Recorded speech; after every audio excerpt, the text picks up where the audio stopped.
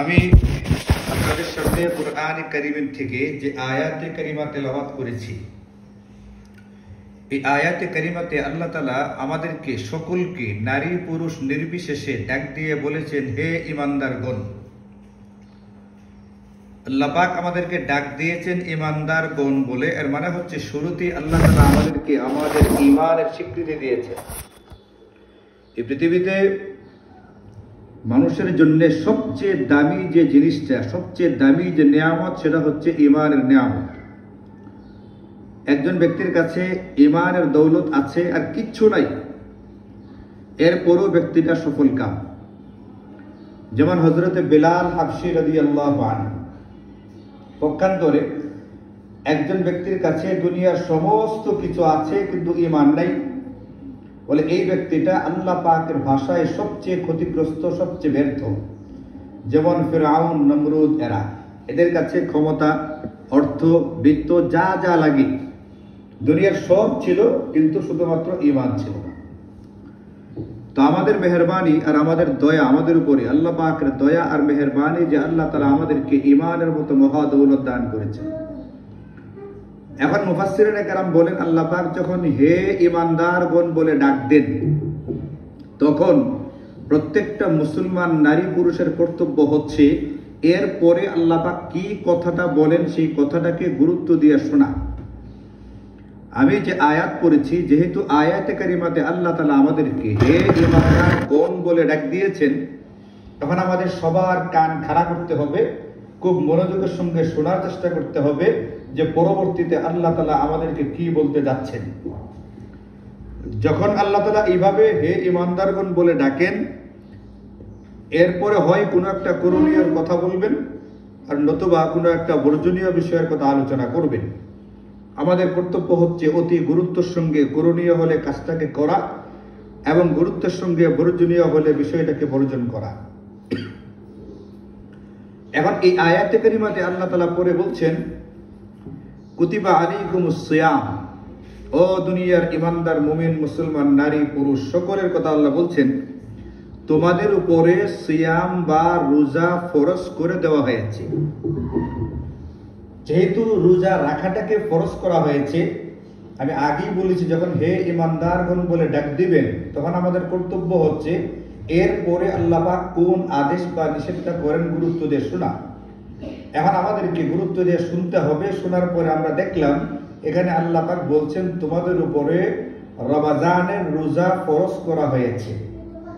সুতরাং এতটুকু জায়গা থেকে আমাদের কর্তব্য আমরা খুঁজে পেলাম, নিয়ে নিলাম।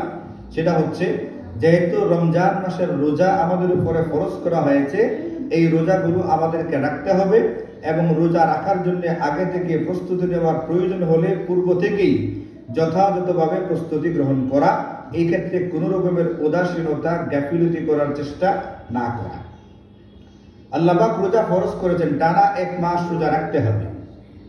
এটাকে কেউ মনে করতে পারে কঠিন একটা বিধান দেওয়া হলো, একটা জটিল বিধান দেওয়া হলো, 1 মাস টানা কিভাবে রোজা রাখা হবে।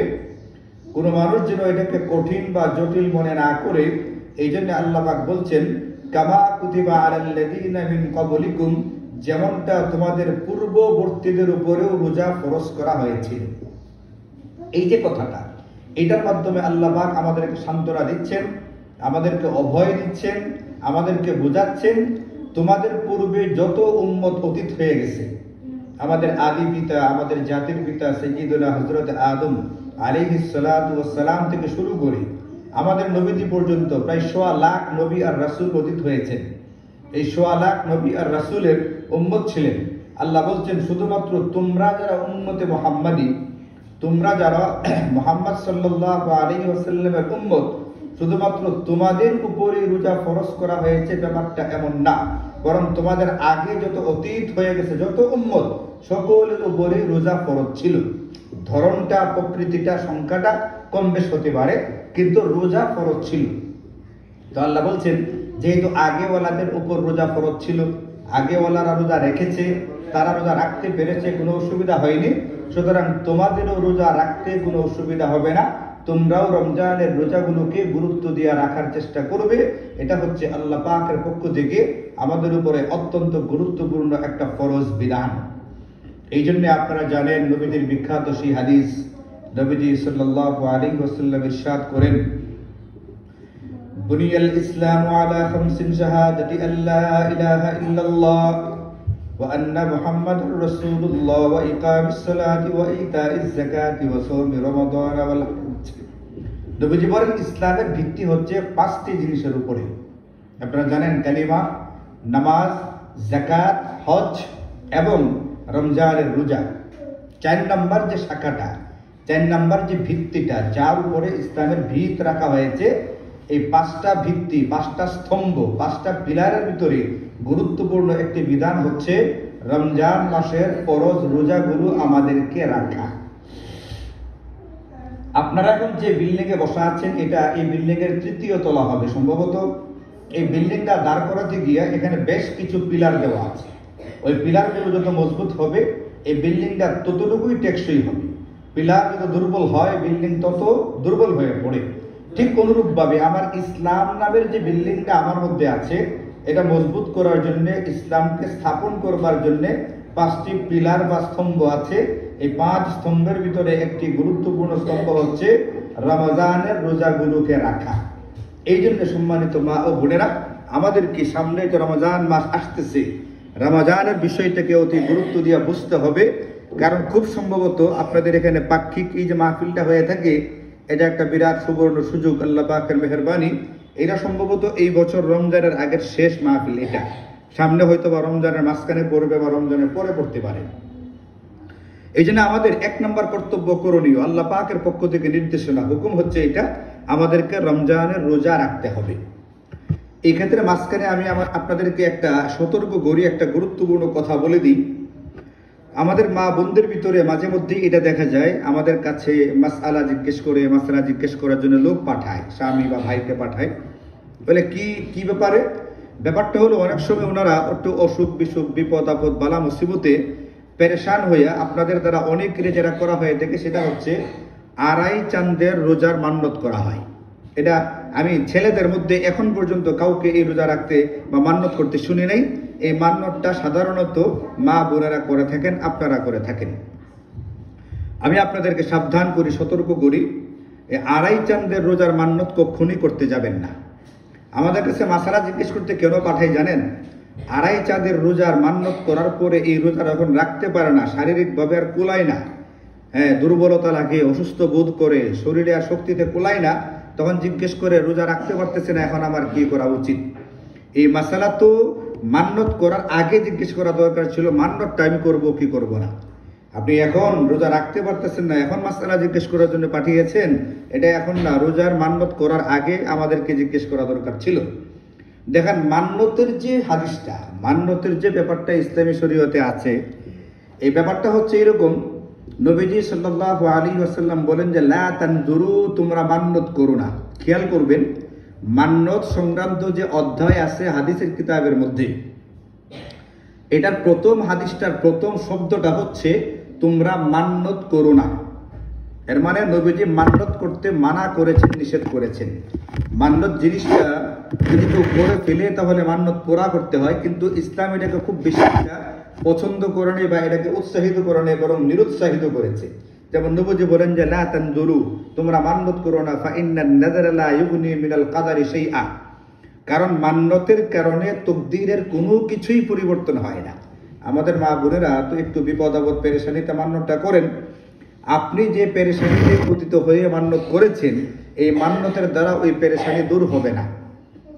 নবীজি বলেন যে ফা ইন্নান নাযারা লা ইউগনি মিনাল কাদারি শাইআ, মান্যতের দ্বারা তকদীরের কোনো কিছুই পরিবর্তন করা হয় না। যেটা তকদীরে ছিল ওটা আসবে, মান্যত পরিবর্তন করতে পারবে না। এই হাদিসের শেষের দিকে নবীজি বলেন ওয়া ইন্নামা ইউস্তাখরাজু বিহি মিনাল বাখিল, বরং মান্যতের মাধ্যমে কৃপণ লোকের কাছ থেকে কিছু সম্পদ বের করে নেওয়া হয়। বাখিল শব্দটা আপনারা শুনেন, আমরা বাংলাতে বলি বখিল, বখিল, মূলত এটা আরবি শব্দ।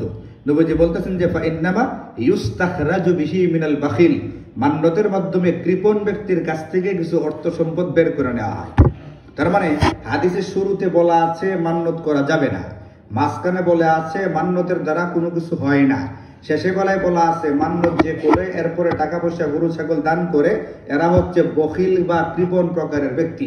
এই তিনটা শব্দের ফলাফল যদি আমরা বের করি, ফলাফল দ্বারাই আমাদের কোনো বিপদ আপদ বালা মুসিবতে পেরেশান হওয়া যাবে না এবং পেরেশান হইয়া কোনো রকমের মান্যত করা যাবে না। আল্লাহ পাক আমাদের খালিক বানানেওয়ালা, আল্লাহ পাক আমাদের রাজ্জাক, আমাদেরকে রিজিক দিচ্ছেন, আল্লাহ পাক আমাদেরকে শিফা দেন, বিপদ আপদে আল্লাহ পাক বিপদ থেকে মুক্তি দান করেন, উদ্ধার করেন। ওই আল্লাহ যিনি আমাদের মালিক, তিনি আমাদের উপরে রোজা ফরজ করেছেন মাত্র 30টা রোজা ফরজ করেছেন। আমি আপনি কিভাবে আড়াই চাঁদ মানে আড়াই মাসের রোজা নিজের উপরে ফরজ করে ফেলি? যদি আড়াই চাঁদের রোজা আমার আপনার জন্য রাখা সম্ভবই হইতো, তাহলে আমাদের আল্লাহ আমাদের উপরে ফরজ করতেন, কারণ তিনি আমাদেরকে সৃষ্টি করেছেন, আমাদের সম্পর্কে তিনি সব জানেন। তিনি দেখেছেন আমাদের জন্য 1 মাস রোজা রাখাই ঠিক আছে, এতে বেশি রাখতে গেলে আমাদের অস্বাভাবিক কষ্ট হবে।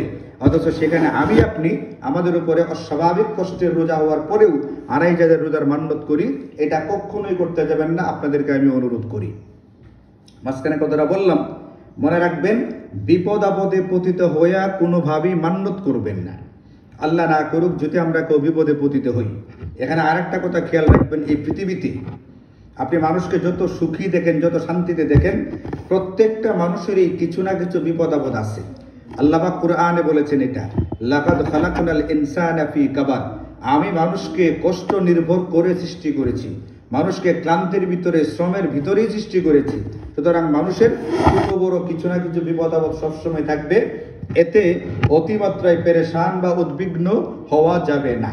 তাহলে বিপদে পতিত হওয়ার পরে কি করতে হবে, এই ব্যাপারে কিন্তু আমাদেরকে ইসলামী শরীয়তে নির্দেশনা দেওয়া আছে। কি দেওয়া আছে? 1 নাম্বার হচ্ছে, যদি কোনো ব্যক্তি কোনো বিপদে পতিত হয় এবং সে যদি কোনো কিছু করতে চায়, তাহলে 1 নাম্বার যেটা করবে সেটা হচ্ছে বেশি বেশি ইস্তিগফারের আমল করবে। ইস্তিগফার মানে হচ্ছে আল্লাহ পাকের কাছে ক্ষমা চাওয়া, আস্তাগফিরুল্লাহ আস্তাগফিরুল্লাহ আস্তাগফিরুল্লাহ, এইভাবে ইস্তিগফার করবে। নবীজি সাল্লাল্লাহু আলাইহি ওয়াসাল্লাম হাদিসে পাকের মধ্যে বলেন, যদি কোনো ব্যক্তি নিয়মিত ইস্তিগফারের আমল করে, তাহলে আল্লাহ পাক তাকে সকল প্রকার বিপদ আপদ থেকে মুক্তি দিবেন।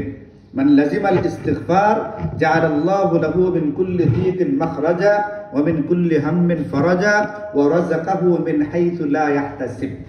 শারীরিক বিপদ আপদ থেকেও আল্লাহ পাক মুক্ত করবেন, মানসিক বিপদ আপদ থেকেও আল্লাহ পাক মুক্ত করবেন, আর্থিক সংকট থেকেও আল্লাহ পাক মুক্ত করবেন।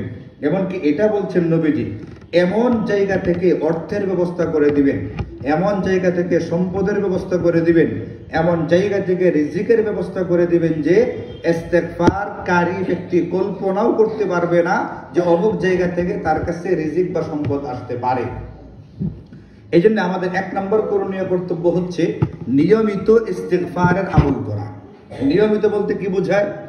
নিয়মিত বলতে বোঝায় আপনি দৈনিক কিছু সময় ইস্তিগফার পড়বেন। ইস্তিগফার মানে আস্তাগফিরুল্লাহ, অথবা একটু বাড়ায় পড়বেন যেটা নবীজি পড়তেন, আস্তাগফিরুল্লাহ ওয়া আতুবু ইলাইহি, আস্তাগফিরুল্লাহ ওয়া আতুবু ইলাইহি, আস্তাগফিরুল্লাহ ওয়া আতুবু ইলাইহি। নিয়মিত পড়া বলতে বোঝায় আপনি দৈনিক কিছু সময় পড়বেন। একদিন পড়লেন একবারে 1000, 2000, 5000, 10,000 পড়ে ফেললেন, পরে আর 7 দিন কোনো খবর নাই। এটাতে এতটা পছন্দনীয় হয় না আল্লাহ রাসূলের কাছে। আপনি কম করে মাত্র 50 বার, 100 বার পড়লেন, কিন্তু প্রত্যেক দিন পড়লেন, এটা আল্লাহ পাকের কাছে বেশি পছন্দনীয়। এটাকে বলে নিয়মিত পড়া। দৈনিক পড়তে হবে, 10 বারই পড়েন, 20 বারই পড়েন, 50 বারই পড়েন, 100 বারই পড়েন, নিয়মিত পড়বেন। এবং খেয়াল রাখবেন, এটা ইস্তিগফার পড়ার জন্য ওযু গোসলের কোনো প্রয়োজন নেই। পবিত্র থাকলে ভালো, পবিত্র না থাকলেও কোনো অসুবিধা নেই, আপনি পড়তে পারবেন। এটা পড়ার সুযোগ আছে। আপনি কাজ কারবার করতে করতে পড়তে পারবেন, মাছ কাটতে কাটতে, তরকারি করতে করতে আপনি পড়ে ফেলতে পারবেন। শুয়েও পড়তে পারবেন, বৈশাও পড়তে পারবেন, দাঁড়ায়াও পড়তে পারবেন। ইস্তিগফার যে কোনো অবস্থায়, যে কোনো সময়, যে কোনো ভাবে পড়া যায়। আপনি দৈনিক, আজকে থেকে ইচ্ছা করেন ইনশাল্লাহ দৈনিক 100 বার ইস্তিগফারের আমল আপনি করবেন, তাহলে আপনি পেরেশানিতে পড়বেন না। পেরেশানিতে পড়লেও আল্লাহ পাক দ্রুত আপনাকে মুক্ত করে দিবেন। বা পেরেশানিতে থাকলেও আপনার মাথায় এটা এতটা অ্যাটাক করবে না, এতটা পেরেশান আপনাকে করবে না। পেরেশানি থাকলেও আপনি পেরেশান মুক্ত থাকবেন, বিপদ থাকলেও আপনি বিপদ মুক্ত থাকবেন, আপনাকে উদ্বিগ্ন করবে না, টেনশনে ফেলবে না। যে টেনশনে মানুষ স্ট্রোক করে ফেলে, ওই ধরনের কোনো পেরেশানি আপনার জিন্দেগিতে আসবে না ইনশাআল্লাহ। 100 বার কেমনে পড়বেন? আপনি প্রথমে 3-4 দিন একটা তাসবিহ নিয়ে পড়বেন, আস্তাগফিরুল্লাহ ওয়া আতুবু ইলাইহি, আস্তাগফিরুল্লাহ ওয়া আতুবু ইলাইহি। এইভাবে পড়ে দেখবেন আপনার কয় মিনিট লাগছে। 1.5 মিনিট, 2 মিনিট, 3 মিনিট লাগতে পারে। তো দৈনিক যদি তাসবিহ দিয়ে 100 বার পড়তে পারেন, সুযোগ থেকে তো আলহামদুলিল্লাহ। যদি পড়ে দেখেন না আপনার ইস্তেগফার এইভাবে তাসবিহ নিয়ে পড়ার সুযোগ হয় না, তাহলে আপনি এই যে প্রথম 2-4 দিন 100 বার তাসবিহ নিয়ে পড়ে দেখবেন কয় মিনিট লাগছে। পরবর্তীতে আর তাসবিহ লাগবে না। যদি কথার কথা আপনার 3 মিনিট লেগে থাকে, আপনি তরকারি কাটতে কাটতে 3 মিনিট ঘড়ি দিকে খালি ইস্তেগফার পড়বেন, মনে করবেন যে আপনার 100 বার হয়ে গেছে ইনশাআল্লাহ। আপনি পরিপূর্ণ ফজিলত পেয়ে যাবেন। তাহলে আল্লাহ না করুক যদি আমরা কেউ কোনো রকমের অসুখ বিসুখ, বিপদ আপদ, বালা মুসিবত, আর্থিক কোনো সংকটে, অভাব অনটনে পড়ি, তাহলে আমাদের 1 নম্বর করণীয় হচ্ছে ইস্তেগফারের আমলটা নিয়মিত করা। আপনি এখন থেকে ইনশাআল্লাহ, আজকে থেকে পাক্কা নিয়ত করবেন, আপনি এটা করবেন ইনশাআল্লাহ। এটা হচ্ছে আমাদের 1 নম্বরের করণীয়, 1 নম্বরের কর্তব্য। 2 নম্বর, নবীজি সাল্লাল্লাহু আলাইহি ওয়াসাল্লাম আমাদেরকে বলেছেন এটা যে বেশি বেশি দুরূদ শরীফ পড়া।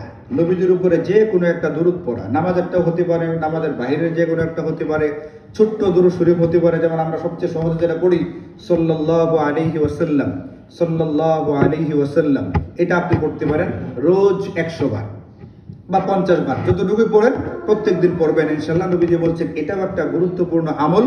ইদান তুকফা হাম্মাক, এটা তোমার পেরেশানি দূর করার জন্য অতি মাত্রায় যথেষ্ট শক্তিশালী একটা আমল হচ্ছে নবীজির উপরে দুরূদ পড়া।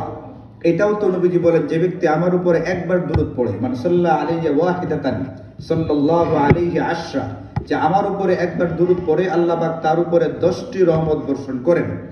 এমনকি নবীজি এটাও হাদিসে পাকের ভিতরে বলেন যে ব্যক্তি সকালবেলায় 10 বার দুরূদ শরীফ পড়বে আর সন্ধ্যাবেলায় 10 বার দুরূদ শরীফ পড়বে, এটার জন্য ওযু লাগবে না, গোসল লাগবে না, বসা লাগবে না। আপনি যে কোনো অবস্থায়, যে কোনো সুরতে আপনি খালি মুখে বললেই হবে।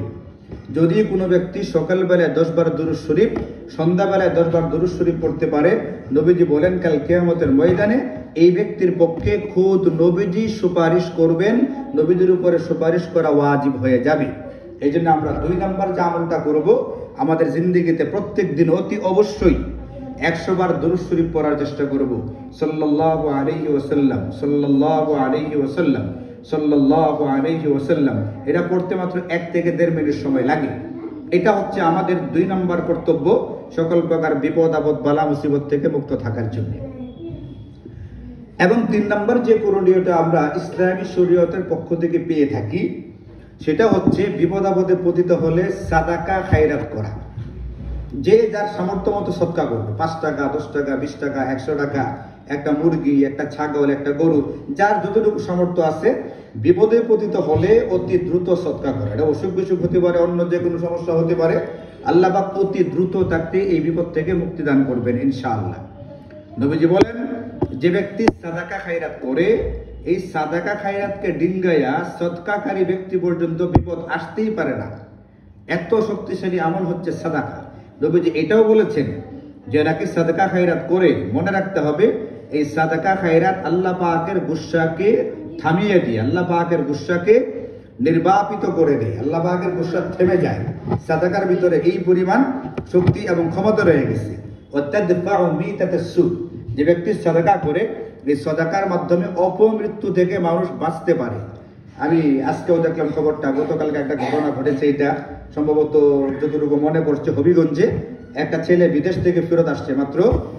আজকে তার বিয়ে হওয়ার কথা ছিল, আজকে তার বিয়ে হবে। গতকালকে সম্ভবত বাজার বা এই জাতীয় কিছু একটা করতেছিল, তো রোড অ্যাক্সিডেন্টে মারা গেছে। তো মানুষ কখন কোথায় কিভাবে মারা যাবে কোনো ঠিক ঠিকানা নেই। এই ধরনের অপমৃত্যু বা খারাপ মৃত্যু থেকে বাঁচার জন্য, দুর্ঘটনা থেকে বাঁচার জন্য যে জিনিসটা অত্যন্ত শক্তিশালী ভাবে কাজ করে, এটা হচ্ছে সদাকা। এই জন্য নবীজি বলেন সদাকাতু, এই যে দান খায়রাত যেটা, সাদাকা যেটা, এটা 1 নম্বর হচ্ছে আল্লাহ পাকের গুসাকে নিভিয়ে দেয়, এবং 2 নম্বর হচ্ছে ওয়াতাদফাউ মিতাতাস সু। এই জন্য সম্মানিত মা ও বোনেরা, আমি আপনাদেরকে বলবো যার যার সামর্থ্য অনুযায়ী, এটা যেন গরুই দিতে হবে এটা কোনো জরুরি না, ছাগল দেওয়া লাগবে এটাও কোনো জরুরি না। যার যার সামর্থ্য অনুযায়ী বিপদে পতিত হওয়ার পরে আপনি একটু সাদাকা খায়রাত করবেন, ইনশাআল্লাহ আপনার বিপদ আপদ আল্লাহ পাক দূর করে দিবেন। এটা হচ্ছে একটা গুরুত্বপূর্ণ আমল। এবং 4 নম্বর যে বিষয়টা সেটা হচ্ছে যে কোনো বিপদে পতিত হলে 2 রাকাত সালাতুল হাজতের নামাজ পড়ে আল্লাহ পাকের কাছে দোয়া করবেন, আল্লাহ যেন এই বিপদ থেকে আপনাকে মুক্তি দান করেন। নবীজি সাল্লাল্লাহু আলাইহি ওয়াসাল্লাম সম্পর্কে হাদিসে পাকের ভিতরে আছে, যখনই নবীজিকে কোনো পেরেশানি পাকড়াও করত, যখনই নবীজি কোনো পেরেশানির ভিতরে পড়তেন, তখন নবীজি একটা কাজ করতেন, তিনি অতি দ্রুত নামাজে দাঁড়িয়ে যেতেন। এবং নবীজি এটাও বলতেন যে পেরেশানিতে পতিত হওয়ার পরে নামাজে দাঁড়ানো এটা শুধুমাত্র আমার সুন্নত এরকমটা না, আমার পূর্বে যত নবী রাসূল ছিলেন তারাও বিপদে পতিত হওয়ার পরে দ্রুত নামাজে দাঁড়াইতেন, 2 রাকাত নামাজ পড়ে আল্লাহ পাকের কাছে দোয়া করতেন। তো আল্লাহ পাক নামাজের মাধ্যমে তাদের বিপদটাকে দূরে সরিয়ে দিতেন। এই জন্য আমাদের করণীয় কর্তব্য হচ্ছে, সম্মানিত মা ও বোনেরা মনে রাখবেন, আমি আপনাদেরকে মাঝখানে, এটা কিন্তু আমার আজকের আলোচ্য বিষয় না, কিন্তু কথাটা যেহেতু এসে গেল আপনাদেরকে বলে দিলাম, খুব ভালো করে খেয়াল রাখবেন। কোন কথাটা? যে প্রত্যেকটা মানুষই কিছু না কিছু ছোট বড় বিপদ আপদে পেরেশানির মধ্যে আছে। এই ক্ষেত্রে আমাদের করণীয় হচ্ছে মান্যত করা যাবে না, মান্যত করা দরকার নেই। মান্যত করলে মান্যত পূরণ করতে হয়, কিন্তু যেহেতু ইসলাম এটাকে উৎসাহিত করেনি এই জন্য মান্যত করবেন না। কি করবেন? 1 নম্বর বলছি, আপনি ইস্তেগফার করবেন নিয়মিত, আস্তাগফিরুল্লাহ ওয়া আতুবু ইলাইহি। সবটা না পারলে সংক্ষিপ্ত আস্তাগফিরুল্লাহ আস্তাগফিরুল্লাহ আস্তাগফিরুল্লাহ এতটুকু পড়বেন দৈনিক। 2 নম্বর বললাম দৈনিক 100 বার দুরূদ শরীফ পড়ার চেষ্টা করবেন। 100 বার না পারলে কমপক্ষে সকালে 10 বার, সন্ধ্যায় 10 বার পড়বেন। 3 নম্বর বললাম বিপদে পতিত হলে যার যার মত অনুযায়ী যতটুকু পারেন সাদাকা খায়রাত করবেন, দান খয়রাত করবেন। এবং 4 নম্বর বললাম বিপদ আপদে পতিত হলে 2 রাকাত নামাজ পড়ে আল্লাহ পাকের কাছে দোয়া করবেন। তো প্রথম যে 2টা ইস্তেগফার আর দুরূদ শরীফ, এটা হলো বিপদে থাকুক বা না থাকুন আপনি সব সময় আপনি দৈনন্দিন আমল বানাবেন। এটা একটা গুরুত্বপূর্ণ রক্ষা কবচ। অনেক সময় আমাদের কাছে মানুষজন তাবিজ নেওয়ার জন্য আসে, তা আমরা মানুষ তাবিজ দিই, অথচ আল্লাহ পাক আসমান থেকে আমাদেরকে নিরাপত্তার জন্য একটা তাবিজ দিয়েছেন। এটা আল্লাহ পাকের পক্ষ থেকে দেওয়া একটা গুরুত্বপূর্ণ তাবিজ। ওটা হলো কি? ইস্তেগফার। আল্লাহ পাক নিজে বলেছেন ওয়াস্তাগফিরু রাব্বাকুম, তোমরা তোমাদের রবের কাছে ইস্তেগফার করো, মাফ চাও। এই জন্য ইস্তেগফার আর দুরূদ শরীফটা সারা জিন্দেগীর আমল বানাবেন। আজকে থেকে আর কোনোদিন যেন মিস না হয়। যদি কোনোদিন কোনো কারণে ছুটে যায় আপনি পরের দিন কাজা করবেন। কথার কথা, আজকে 100 বার পড়ার কথা ছিল, আপনি পড়তে পারেন নাই, তাহলে কালকের 100 বারও পড়বেন, আজকেরটা কাজা করে মোট 200 বার পড়ে ফেলবেন। কিন্তু মিস করতে দেওয়া যাবে না। এইভাবে আপনি আমলগুলো করার চেষ্টা করবেন ইনশাল্লাহ। আর মান্যত করা দরকার নেই। 2.5 চাঁদের মান্যত এটা অনেক কঠিন বিষয়, এটা আমাদের পালন করার সুযোগও নেই, করার দরকারও নেই। আমরা যেটা করব, রমজান আসতেছে, রমজানের রোজাগুলো গুরুত্ব দিয়ে রাখার চেষ্টা করব। হাদিসে পাকের মধ্যে আছে, নবীজি বলেন, মা বোনদের জন্যই কিন্তু নবীজি বলতেছেন হাদিসটা, খুব ভালো করে খেয়াল করবেন। আপনাদের ব্যাপারে নবীজি বলেছেন একটা হাদিস, খুবই চমৎকার। হাদিসটা হচ্ছে পুরুষদের জন্য অনেক পরিশ্রমের কাজ করতে হয়, রোদের ভিতরে, বৃষ্টির ভিতরে, ঝড়ের ভিতরে, এবং ভারী ভারী কাজ করতে হয়, বস্তা টানা, মাটি কাটা ইত্যাদি অনেক ধরনের কঠিন কঠিন কাজ। জিহাদের ময়দানে গিয়া জিহাদ করতে হয়, এগুলো খুব কঠিন কাজ। নবীজি বলেন কিন্তু মা বোনদের জন্য নবীজি বলেন 4টা কাজ দিয়ে গেলাম, এই 4টা কাজ ঠিকঠাক মতো করতে পারলে এরা জান্নাতের যে কোনো দরজা দিয়ে প্রবেশ করতে চায় তাকে সেই দরজা দিয়ে প্রবেশ করতে দেওয়া হবে। ভালো করে খেয়াল করবেন, 4টা কাজ মাত্র। নবীজি বললেন যে আল মারআতু ইযা সাল্লাত খামসাহা, কোন নারী, কোন মা, কোন বোন যখন 5 ওয়াক্ত নামাজ সময় মতো গুরুত্ব দিয়ে আদায় করবে। মা বোনদের ক্ষেত্রে করণীয় হলো আউয়াল ওয়াক্তে, আউয়াল মানে প্রত্যেকটা ওয়াক্তের প্রথম দিকেই সে নামাজটা পড়ে ফেলবে। হাতের কাজ আপাতত বন্ধ করে দেয়া, ওযু করে নামাজ পড়ে ফেলবে। ফজরেরটা ফজরের শুরুতেই, যোহরেরটা যোহরের ওয়াক্ত হওয়ার সাথে সাথে, আসরেরটা আসরের শুরুতে, মাগরিব এশা শুরুতে।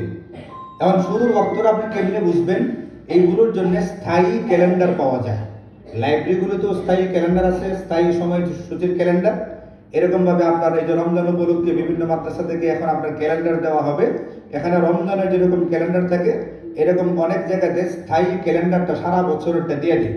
আপনি এই ক্যালেন্ডার সংগ্রহ করবেন, একটা ঘরে রাখবেন, এক জায়গাতে ঝোলায় রাখবেন। আপনি এখানে দেখতে পারবেন বছরের কোন দিন কখন কোন নামাজ শুরু হয়েছে। কারণ সবসময় এক ওয়াক্তে শুরু হয় না। দিন বড় হলে আসরের নামাজ শুরু হয় দেরিতে, দিন ছোট হলে আসরের ওয়াক্ত হয়ে যায় আগে আগে। এই জন্য আপনি স্থায়ী ক্যালেন্ডার থেকে দেখে আপনি নামাজ পড়বেন। মহিলাদের জন্য আজানের অপেক্ষা করা দরকার নেই, মহিলাদের জন্য জামাতের অপেক্ষা করা দরকার নেই। জামাতের অপেক্ষা করবে পুরুষ, জামাতের অপেক্ষা করবে পুরুষেরা, আজানের অপেক্ষা করবে পুরুষেরা। মেয়েদের জন্য কর্তব্য হচ্ছে, করণীয় হচ্ছে, যখনই যে নামাজের ওয়াক্ত হবে তখনই সে নামাজ পড়ে ফেলবে। এটা নবীজি বলছেন 1 নম্বরের করণীয় কর্তব্য, আল মারআতু ইযা সাল্লাত খামসাহা। 2 নম্বর হচ্ছে ওয়াসামাত শাহরাহা। যখন নাকি রমজান মাস আসবে তখন রমজানের রোজাগুলোকে গুরুত্ব দিয়ে রাখা। অনেকেই আছেন এরকম পাওয়া যায়, ছোটখাটো অসুখ বিসুখ ঠুনকো কোনো উজুরের কারণে রমজানের রোজাকে অনায়াসে ছেড়ে দেন। এটা কোনো ক্রমেই ছাড়া যাবে না, এই কাজটা কখনোই করা যাবে না। কেন? নবীজি বলেন, মান আফতারা ইয়াওমান মিন রমাদান, যে নাকি রমজানের একটা রোজা ভঙ্গ করলো, মিন গায়রি রুখসাতিন, অনুমতি ছাড়া, ওয়ালা মারাদিন, অসুখ বিসুখ এই জাতীয় কোনো উযর ছাড়া, লাম ইয়াকতিহি সাওমুদ দাহরি কুল্লিহি ওয়া ইন সামাহু, যদি এই ব্যক্তি পরবর্তীতে সারা জিন্দেগি রোজা রাখে, এরপরও রমজানের একদিনের রোজার ফজিলতটা সে পাবে না। আইনগত একটা দিক আছে, কেউ যদি একটা রোজা ইচ্ছাকৃতভাবে ভাঙে তাহলে সে কাফারা দিবে, 60টা রোজা রাখবে, এটা হচ্ছে আইনগত দিক। কিন্তু রমজানের একদিনের রোজার যে বরকত বা ফজিলত, এটা কখনোই সে পাবে না সারা জিন্দেগি রোজা রাখলেও। এই জন্য ঠুনকো গুণবাহানায়, একটু ডায়াবেটিস, একটু এই সমস্যা, একটু ওই সমস্যা ইত্যাদির কারণে রোজা ভাঙ্গা যাবে না। রোজারা ঠিকঠাক মতো রাখার চেষ্টা করতে হবে গুরুত্ব দিয়া। এটা হচ্ছে মহিলাদের জন্য 2 নম্বরের করণীয়। এবং রমজানের মৌলিক বা গুরুত্বপূর্ণ মাসআলাগুলো জানা। আমরা অনেক সময় অনুমানের ভিত্তিতে কাজ করে ফেলি, যেটা বাস্তবসম্মত নয়, বাস্তবের সঙ্গে মিলে না। যেমন ধরেন, আমরা জানি শরীর থেকে কোনো নাপাকি বের হলে অজু ভেঙে যায়, এরকম ভাবে বমি করলেও অজু ভেঙে যায়।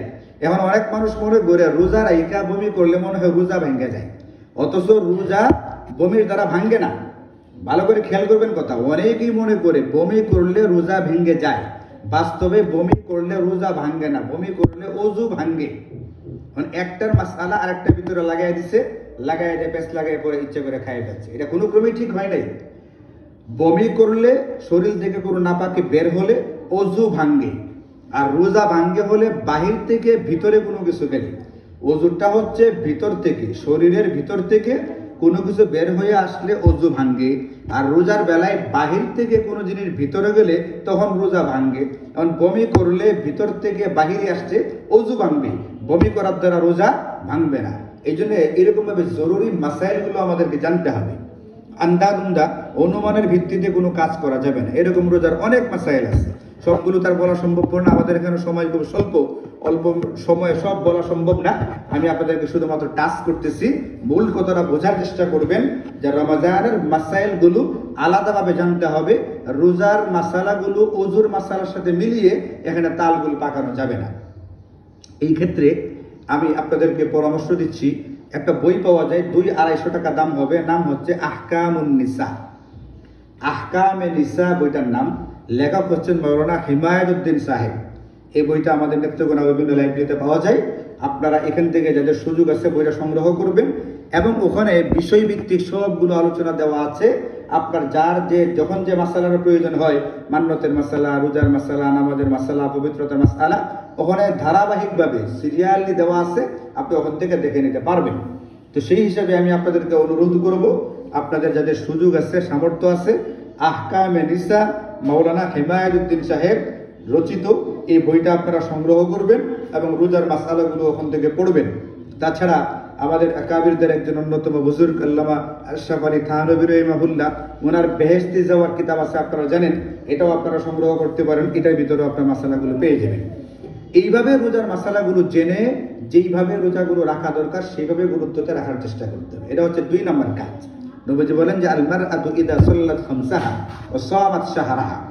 3 নম্বর ওয়া আতাআত বা'লাহা, স্বামীর আনুগত্য করা, স্বামীর মতের বিপক্ষে না যাওয়া। স্বামী যতক্ষণ পর্যন্ত সরাসরি কুফরি বা শিরকের কোনো কাজের নির্দেশ না দেয়, কোনো গুনাহের কাজের যদি আদেশ না করে, তাহলে যথাসম্ভব স্বামীর কথাটাকে মেনে নেওয়া, এটা হচ্ছে একজন নারীর জন্য গুরুত্বপূর্ণ করণীয় কর্তব্য। কখনোই স্বামীর সঙ্গে বিতর্কে না যাওয়া, তার বিরুদ্ধে, তার মতের বিরুদ্ধে যাওয়ার চেষ্টা না করা। নবীজি বলেন, আমি যদি আল্লাহ ছাড়া অন্য কাউকে সেজদা করা জায়েজ মনে করতাম, লাউ কুনতু আমুরু আহাদান লিআইয়াসজুদা লিআহাদিন, লাআমারতুল মারআতা আন তাসজুদা লিজাওজিহা, আমি মেয়েদেরকে বলতাম সে যেন তার স্বামীকে সেজদা করে। তাহলে স্বামীর মর্যাদা গুরুত্ব কত বেশি, এই জিনিসটা আমাদের মাথায় থাকতে হবে, গুরুত্ব দিতে হবে। নবীজি বলেন একজন সত্যিকারের দিনদার নারী যদি হয়ে থাকে তাহলে সে অবশ্যই স্বামীর আনুগত্য করবে, তার মতের বিরুদ্ধে যাওয়ার চেষ্টা করবে না। কিন্তু বর্তমানে মতের বিরুদ্ধে যায়, স্বামীর সঙ্গে তর্ক বিতর্ক করে, স্বামীর সঙ্গে বিভিন্ন রকমের ফাসাদ করে, এরপরে রাগের বসে স্বামী তালাক দিয়ে ফেলে, এরপরে এত পেরেশান হয় আপনি চিন্তা করতে পারবেন না আমাদের কাছে এই জাতীয় তালাকের মাসআলা কত আসতেছে। কিন্তু তখন আর কিছুই করার থাকে না। আপনারা জানেন তীর থেকে, ধনুক থেকে তীর বের হয়ে গেলে, বন্দুক থেকে গুলি বের হয়ে গেলে এটা যেরকম ফেরত আনা যায় না, যদি রাগের বসে 3 তলাক দিয়েই ফেলে তাহলে কিন্তু সেখানে আর কিছুই করার থাকে না। বিষয়টাকে গোপন করে যারা চালিয়ে নিচ্ছে এরা কিন্তু ভয়াবহ রকমের গুনাহের ভিতরে আছে। এই জন্য আমাদেরকে ইসলামী শরীয়ত এই কথা বলছে, যথাসম্ভব স্বামীর আনুগত্য করবে, স্বামীর কথাটাকে মেনে নেওয়ার চেষ্টা করবে, স্বামীকে বোঝার চেষ্টা করবে, স্বামী কিভাবে চললে ভাল লাগে, তার কোনটা পছন্দ করে কোনটা অপছন্দ করে, এইগুলোকে গুরুত্ব দেওয়ার চেষ্টা করবে। এটা একটা নারীর কর্তব্য, করণীয়। এটা আমাদেরকে বলছেন আমাদের নবীজি সাল্লাল্লাহু আলাইহি ওয়াসাল্লাম। এতটুকু খেয়াল রাখবেন, আমাদেরকে বলছেন এটা আমাদের নবীজি সাল্লাল্লাহু আলাইহি ওয়াসাল্লাম, যে স্বামীর আনুগত্য করতে হবে। এবং 4 নাম্বার হচ্ছে আহসানাত ফারজাহা, নিজেদেরকে বেপরদিগি থেকে হেফাজত করবে। এটা বুরকার মাধ্যমেই হোক, বড় ওড়নার মাধ্যমেই হোক। সোজা কথা, একটা মেয়ে কখনোই পর পুরুষের সামনে, পর পুরুষের সাথে কোনো রকম শরীয়ত বিরোধী হয় এমনভাবে কথাবার্তা বলা বা চলাফেরা করা এটা করতে পারবে না। এটা হচ্ছে এক কথাই যে আমাদেরকে শরীয়তের যে হিজাব বা পর্দার বিধানটা আছে, এই পর্দার বিধান মেনে চলতে হবে। যাদের সঙ্গে দেখা সাক্ষাৎ করা জায়েজ নেই, যাদের সঙ্গে অবাধে মেলামেশা করা জায়েজ নেই, তাদের সঙ্গে দেখা সাক্ষাৎ বা কথাবার্তা বলা যাবে না। এটা হচ্ছে আমাদের 4 নম্বরের কর্তব্য, করণীয়। নবীজি বলেন যদি কোনো নারী, যদি কোনো মা, যদি কোনো বোন এই 4টা কাজ করতে পারে, কি কি? 1 নাম্বার 5 ওয়াক্ত নামাজ সময় মতো গুরুত্ব দিয়ে পড়ে ফেলবে। 2 নাম্বার রমজান মাসের রোজাগুলো রাখবে। 3 নাম্বার স্বামীর আনুগত্য করবে। এবং 4 নাম্বার নিজেকে পর্দার ভিতরে রাখবে, বেপরদিগির সাথে চলবে না। এই 4টা কাজ যদি কোনো মহিলা করতে পারে তাহলে আল্লাহ পাকের পক্ষ থেকে কিয়ামতের দিন এই মহিলাকে বলা হবে, এই মা বা বোনকে বলা হবে যে কিল আলাহা উদখুলি আল জান্নাত, তুমি জান্নাতে যাও, মিন আইয়ি আবওয়াবিল জান্নাতি শিইতি, জান্নাতের যে দরজা দিয়া তুমি প্রবেশ করতে চাও, তোমার মনে চায় তুমি সেই দরজা দিয়া, সেই গেট দিয়া তুমি জান্নাতে ঢোকো, তোমাকে কোনো দরজায় বাধা দেওয়া হবে না। মাত্র 4টা কাজ। এই 4টা কাজের ভিতরে আমি আপনাদেরকে যে জিনিসটা বলতে চেয়েছিলাম সেটা হচ্ছে এই 4টা কাজের ভিতরে একটা হচ্ছে রমজানের রোজা। এই জন্য আমাদেরকে মা বোনেরা গুরুত্ব দিয়া ইনশাল্লাহ রমজানের রোজাগুলো রাখার প্রস্তুতি গ্রহণ করি। কোনো রকমের অসুখ বিসুখ থাকলে আগে থেকে ডাক্তারের সঙ্গে পরামর্শ করে এখনই বুঝে নিই যে আমাকে রোজাগুলো রাখতে গেলে কি করা লাগবে, আমি রোজাগুলো রাখতে চাই, তাহলে ডাক্তার আপনাদেরকে পরামর্শ দিয়ে দিবেন ইনশাআল্লাহ। 2 নাম্বার যে কথাটা আপনাদেরকে বলতে চেয়েছি সেটা হচ্ছে রমজানের সঙ্গে কুরআনে কারীমের একটা অঙ্গাঙ্গী সম্পর্ক আছে, একটা ওতপ্রোত সম্পর্ক আছে, খুব গভীর সম্পর্ক। কেন? কারণ কুরআনে কারীমকে নাজিল করা হয়েছিল রমজান মাসে। এই জন্যে সারা বছর নবীজি কুরআনে কারীমের তেলাওয়াত করতেন, কিন্তু রমজান মাসের তেলাওয়াতের পরিমাণ অনেক বাড়িয়ে দিতেন। এমনকি এটাও হাদিসে পাকের মধ্যে আছে, নবীজি সাল্লাল্লাহু আলাইহি ওয়াসাল্লাম রমজান মাসে হযরত জিবরাইল আমিনের সঙ্গে দাউর করতেন। নবীজি কুরআনে কারীম তেলাওয়াত করতেন, হযরত জিবরাইল আলাইহিস সালাম সেই তেলাওয়াত শুনতেন, ধরতেন। আবার জিবরাইল আলাইহিস সালাম তেলাওয়াত করতেন, নবীজি সেই তেলাওয়াত শুনতেন এবং সেই তেলাওয়াতকে ধরতেন। এইভাবে নবীজি তেলাওয়াত করতেন, খুব বেশি পরিমাণে তেলাওয়াত করতেন। এই জন্য আমাদের প্রত্যেকটা মুসলমানের জন্য জরুরি কর্তব্য হচ্ছে কুরআনে কারীমের তেলাওয়াত শেখা এবং নিয়মিত কুরআনে কারীমের তেলাওয়াত করা। মা বোনেরা আপনারা মনে রাখবেন, আমরা মুমিন মুসলমান হয়েছি মৌলিকভাবে 6টা জিনিসের উপরে ঈমান আনার কারণে। এর মধ্যে একটা হচ্ছে কুরআনুল কারীম। কুরআনে কারীমের উপরে ঈমান থাকার কারণে আমাদেরকে মুসলমান বলা হয়।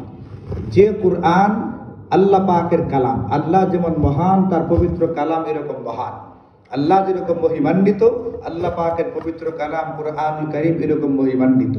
এই জন্যে এতটুকুই যথেষ্ট কুরআনের গুরুত্ব এবং মাহাত্ম্য বোঝার জন্যে। তো সেই হিসাবে কুরআনে কারীমের আমাদের কিছু কিছু হক বা পাওনা আছে। একজনের কাছে যেরকম আরেকজনের পাওনা থাকে, এরকম কোরআনে কারিমের পাওনা আমাদের কাছে, সেটা হচ্ছে কোরআনে কারিমকে বিশুদ্ধভাবে তেলাওয়াত করতে হবে। এটা একটা পাওনা।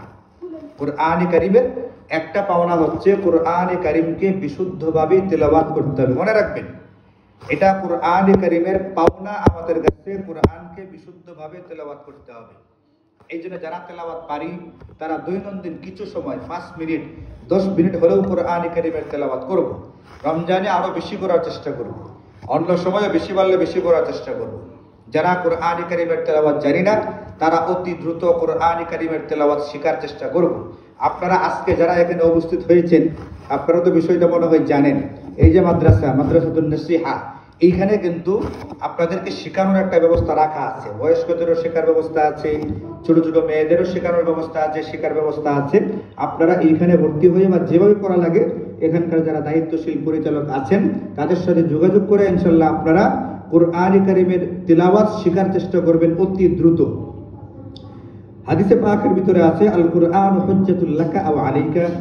কাল কিয়ামতের ময়দানে কোরআনে কারিম কিছু কিছু ব্যক্তির পক্ষে কথা বলবে আর কিছু কিছু ব্যক্তির বিপক্ষে কথা বলবে।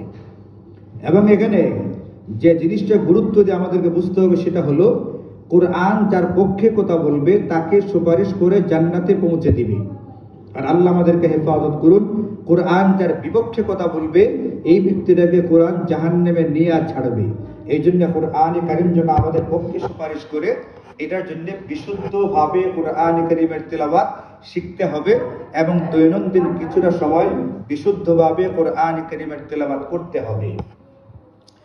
এই তেলাওয়াতটা যেমন নামাজের বাহিরে হয়, আল্লাহ পাক নামাজের ভিতরেও একটা চমৎকার ব্যবস্থা রেখেছেন, সেটা হচ্ছে রমজান মাসের তারাবিহের নামাজের মাধ্যমে।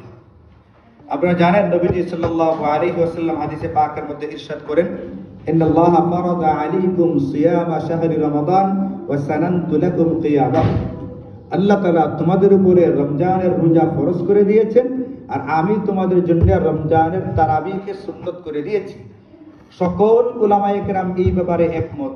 তারাবির নামাজ পুরুষদের জন্য যেরকম সুন্নতে মুআক্কাদা, তারাবির নামাজ কিন্তু মা বোনদের জন্য সুন্নতে মুআক্কাদা।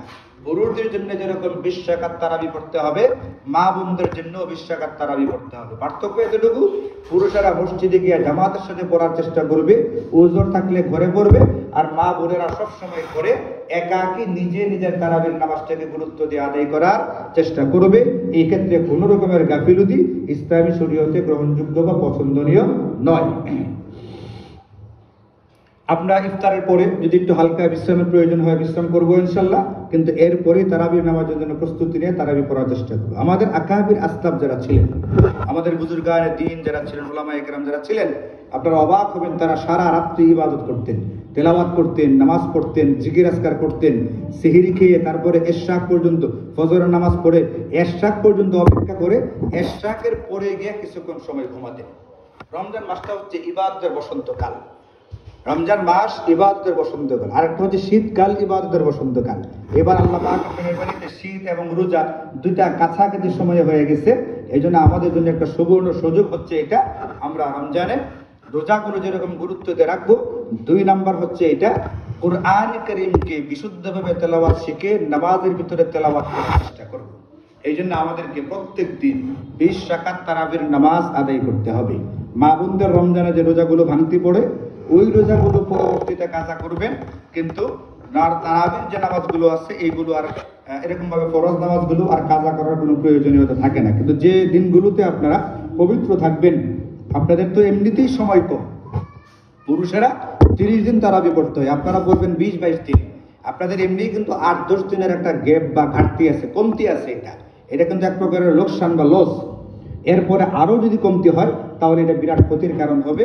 এই জন্য গুরুত্ব দিয়ে ইনশাল্লাহ যে 20-22 দিন পড়া যায়, সেই 20-22 দিন আপনারা তারাবির নামাজটা গুরুত্ব দিয়ে পড়ার চেষ্টা করবেন। তাহলে আমি আপনাদেরকে যে জিনিসটা বলতে যাচ্ছি সেটা হচ্ছে আজকের করণীয়গুলোর ভিতরে 1 নাম্বার হচ্ছে রমজানের রোজাগুলো অতি গুরুত্ব দিয়ে রাখার চেষ্টা করবেন, এবং 2 নাম্বার হচ্ছে আপনারা কোরআন কারীমের তেলাওয়াত করবেন। যারা তেলাওয়াত পারেন না অতি দ্রুত তেলাওয়াত শেখার চেষ্টা করবেন, এবং 3 নাম্বার হচ্ছে অতি গুরুত্ব দিয়া এটাকে আপনারা তারাবির নামাজগুলো করার চেষ্টা করবেন, কখনোই মিস দেওয়ার চেষ্টা করবেন না। এবং আরেকটা জিনিস যেগুলো আছে, রমজানের ছোট ছোট কিছু আমল আছে, এগুলো মূলত আমল কিন্তু আমরা গুরুত্ব দিই না, এগুলো গুরুত্ব দিয়ে করতে হবে। যেমন সময় মতো ইফতার করা, সময় মতো ইফতার করবেন, কেউ দেরি করবেন না। এরকম ভাবে সেহরি খাওয়ার চেষ্টা করবেন। অনেকে আছে আগ রাত্রিতে খায়, পরে আর সেহরি খেতে চায় না, না এটা ঠিক না। নবীজি বলছেন যে ফাইন্না ফিস সাহুরি বারাকা, তাসাহারু ফাইন্না ফিস সাহুরি বারাকা, তোমরা সেহরি খাও কারণ সেহরির ভিতরে বরকত আছে। এজন্য আপনি যদি পেট ভরা থাকে, 2টা খেজুর খেলেন বা 1 কাপ দুধ খেলেন, একটু পানি খেলেন, এটা খেলেও সেহরি হয়ে যায়। আপনি এইভাবে সেহরি খাওয়ার চেষ্টা করবেন, ইফতার করবেন, সেহরিও করবেন। এরকম ভাবে সুযোগ হলে যদি আপনার আর্থিক সামর্থ্য থেকে থাকে, আপনি অন্যদেরকে ইফতার করাবেন। আগে আমরা ছোটবেলায় দেখছি প্রত্যেকটা মানুষ তার পাড়া প্রতিবেশী আশেপাশে বাড়িতে ইফতার পাঠাইতো পেটে করে, তো ওই বাড়িওয়ালারাও আবার পেটে করে আবার বিপরীত দিকে ইফতার পাঠাইতো। এটা একটা খুবই চমৎকার এবং সুন্দর রেওয়াজ ছিল। সুন্দর সুন্দর কিছু বিষয় আমাদের সমাজে প্রচলিত ছিল, এগুলো কেমনে কেমনে জানি কমে যাচ্ছে। এইগুলো যদি আপনি পারেন তাহলে আপনার যারা নিকট প্রতিবেশী আছে, তারা হোক অনেক ধনী মানুষ, কোনো অসুবিধা নেই, যদি রোজাদার হয়ে থাকে তাহলে আপনি তাদেরকে ইফতার পাঠাবেন, ইফতার করানোর চেষ্টা করবেন। আপনার কোনো দরিদ্র আত্মীয় যদি থেকে থাকে, আপনি তাদেরকে ইফতারের সামগ্রী ক্রয় কিনে দিয়ে দেন, অথবা তাদেরকে ইফতার সামগ্রী কেনার জন্য টাকা দিয়ে দেন। এতে করে তারা খুবই উপকৃত হবে এবং আপনি অফুরন্ত অজস্র সওয়াবের অধিকারী হবেন। নবীজি বলেন, যদি কোনো ব্যক্তি কোনো রোজাদারকে ইফতার করায়, এটা ধনী হতে পারে, গরিব হতে পারে, রোজাদার ধনীও হতে পারে, দরিদ্র হতে পারে, যদি কোনো ব্যক্তি কোনো রোজাদারকে ইফতার করায়, হোক সে ধনী, কোনো অসুবিধা নাই, ওই ব্যক্তি সারাদিন রোজা রেখে যে পরিমাণ সওয়াব পেল, এই ব্যক্তিটাকে ইফতার করিয়ে ইফতার করানোওয়ালা ব্যক্তি সেই পরিমাণ সওয়াব পাবে এবং তার জন্য জান্নাত অপরিহার্য হবে। আল্লাহ পাক তাকে জাহান্নাম থেকে মুক্তি দান করবে শুধুমাত্র ইফতার করানোর বদৌলতে। এজন্য আপনার যদি সুযোগ থাকে, আপনি দরিদ্রদেরকে ইফতার করাবেন, পাড়া প্রতিবেশীকে ইফতার করাবেন।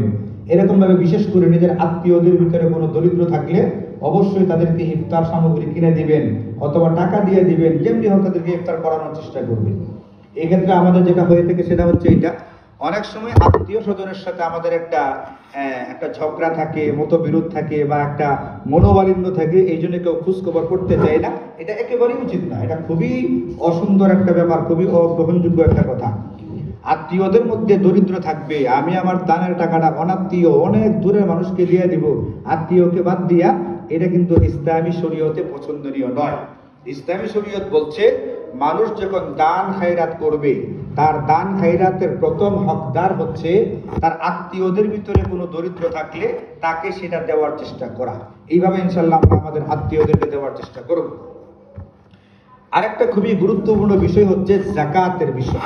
আমাদের সময় শেষ হয়ে গেছে, সময় আমরা একবারে শেষ প্রান্তে আছি, 4:30 পর্যন্ত সময় তো আমাদের। তো এই যাকাত সম্পর্কে আজকে আর বিস্তারিত বলার সুযোগ নেই, কিন্তু আমি আপনাদেরকে এতটুকু বলি, আহকামে নিসা ওই বইটার ভিতরে যাকাত সম্পর্কিত আলোচনা পাবেন ইনশাল্লাহ। আমাদের সমাজের বহু মা বোনের উপরে যাকাত ফরজ হয়ে আছে, কিন্তু তারা জানে না যে তাদের উপরে যাকাত ফরজ। তারা মনে করছে যাকাত খালি পুরুষদের উপরে আসবে, যাকাত খালি ধনীদের উপরে আসে। আরে কার উপরে যাকাত ফরজ, কার উপরে ফরজ না, এটা তো শরীয়তের মাসআলা দিয়া, আচ্ছা এটা তো শরীয়তের মাসআলা দিয়া এটা করতে হবে, দেখতে হবে যে আমার উপরে ফরজ হলো কিনা। আমি নিজে নিজে অনুমান করলে হবে না, নিজে নিজে ধরে নিলে হবে না।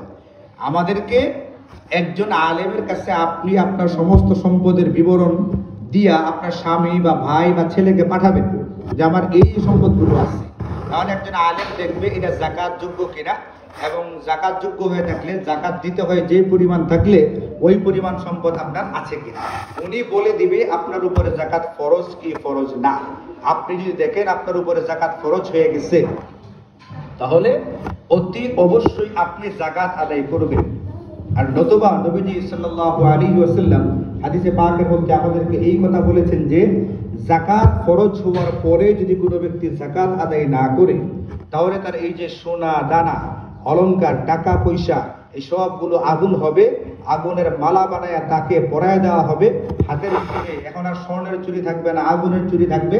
নাকের ভিতরে স্বর্ণের ফুল না আগুনের ফুল উঠবে, কানের মধ্যে স্বর্ণের দুল না আগুনের দুল উঠবে, গলায় স্বর্ণের চেইন না আগুনের চেইন থাকবে। নবীজি এটাও বলেন, যদি কোনো ব্যক্তি যাকাত ফরজ হয়, এই পরিমাণ সম্পদ থাকার পরেও যদি যাকাত না দেয়, তাহলে তার এই সম্পদগুলোকে একটা মুসিলা লাহু ইয়াউমাল কিয়ামাতি সুজাআন আকরা, একটা অত্যন্ত বিষধর টেকু ডাক পড়া বিষধর সাপে রূপান্তরিত করে দেওয়া হবে। এরপরে ইতাফকুহু, এটা তার গলাতে পিছিয়ে দেওয়া হবে। এই সাপ তার দুই গলদেশে, তো তার দুই গালে মানে দংশন করতে থাকবে আর বলতে থাকবে আনা কানজুকা আনা মালুকা, আমি তোমার সঞ্চিত সম্পদ, আমি তোমার সঞ্চিত ধন, যে সম্পদ বা ধনের যাকাত দেওয়ার কথা ছিল কিন্তু তোমরা যাকাত দেও নাই, না দেওয়ার কারণে আজকে তোমাদের এই পরিণতি ভোগ করতে হচ্ছে। এই জন্য সম্মানিত মা ও বোনেরা, এখন তো আর বিস্তারিত বলার সময় নেই, কিন্তু আপনারা আপনাদের যার যে পরিমাণ সম্পদ আছে এটার একটা তালিকা করে হিসাবটা দিয়া কোনো একজন আলেমের কাছে পাঠাবেন, উনি হিসাব নিকাশ করে বলে দিবে আপনার উপরে যাকাত ফরজ হয়েছে কি হয় নাই, হইলে কি পরিমাণ হয়েছে, আপনি কিভাবে সেটা আদায় করবেন, এটা আপনাকে বিস্তারিত বলে দিবে ইনশাআল্লাহ। আরেকটা ছোট্ট কথা আপনাদেরকে বলছি, 1-2 মিনিটে বলে শেষ করে দেবো ইনশাআল্লাহ। নবীজি বলছেন রমজানের রোজাগুলো যদি কেউ ঠিকঠাক মতো রাখে এবং তারাবির নামাজ ঠিকঠাক মতো আদায় করে, এই ব্যক্তিটা গুনাহ থেকে এমন ভাবে নিষ্পাপ হয়, খরাজা মিন যুনুবিহি কায়াউমিন ওয়ালাদাতহু উম্মুহু, একটা নবজাতক শিশু, আজকে জন্ম নেওয়া শিশুটা যেরকম নিষ্পাপ হয়ে থাকে, রমজানের রোজা আর তারাবির নামাজ যে ঠিকঠাক মতো পড়ে সে এরকম ভাবে নিষ্পাপ হয়ে যায়।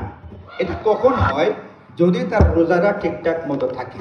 আমাদের অসুবিধা হচ্ছে এটা, আমরা রোজা রাখতে গিয়ে রোজাটাকে অনেক সময় ভেঙ্গে ফেলি, রোজাটাকে ক্ষতি করি, রোজাটাকে লোকসান করে ফেলি। কিভাবে? নবীজি বলেন রোজাদার শুধুমাত্র সুবহে সাদেক থেকে শুরু করে, খেয়াল করবেন কথাটা, সুবহে সাদেক মানে ফজরের ওয়াক্ত যখন থেকে শুরু হয়, মানে তাহাজ্জুদের শেষ টাইম, সেহরির শেষ টাইম থেকে শুরু করে সূর্যাস্ত পর্যন্ত যে সময়টা, এই সময়টুকুতে খাওয়া পান করা এবং মেলামেশা থেকে বিরত থাকার নাম হচ্ছে রোজা। 3টা জিনিস, খাওয়া পান করা এবং স্বামী স্ত্রীর মেলামেশা থেকে বিরত থাকার নাম হচ্ছে রোজা।